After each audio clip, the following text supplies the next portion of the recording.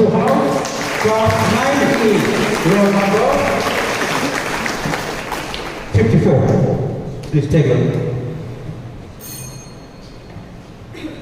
A brand new evening to all of you who are present here. This is Mancy and Thokchom, class 90, representing Blue House. And my great regard to the head of the floor of the house, Mr. Speaker, sir, and my honorable members of this house, and also to the bench of judges.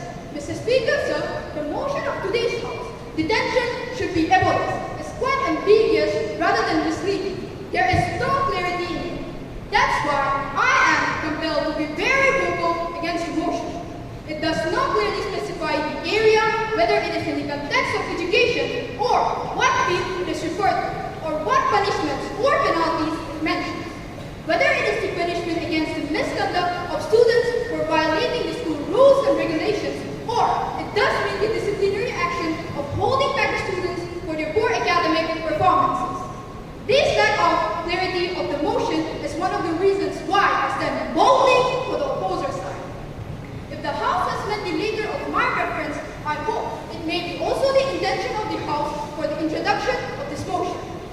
Mr. Speaker, sir, it can be analyzed thoroughly and its inference would obviously prove the truth, and it would suit my honorable treasury members to speak in favor of this motion.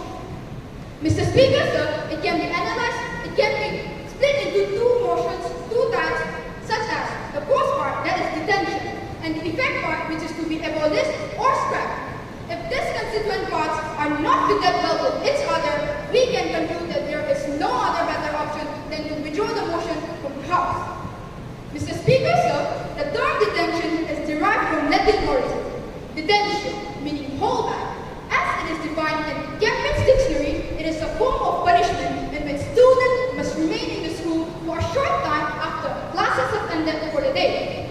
However, according to AI, or Artificial Intelligence Overview, it says a comprehensive detention policy and the ground for detention clearly defines the reason that a student might be detained, such as A. Behavioral issues like disruption, disrespect, or bullying. B. Academic underachievements or failure to meet the promotion criteria. C. Academic dishonesty or rules of violations. Therefore, the overall views tell us that no matter in educational context or in every aspect of life, either in social structure or law and justice of a country, its real intention is to streamline a course where those melophytes are meant to turn into bona fides.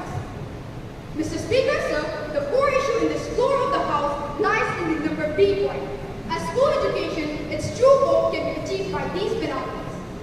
That's why even the Indian education policy, better late than never, realizes the importance of detention in education system.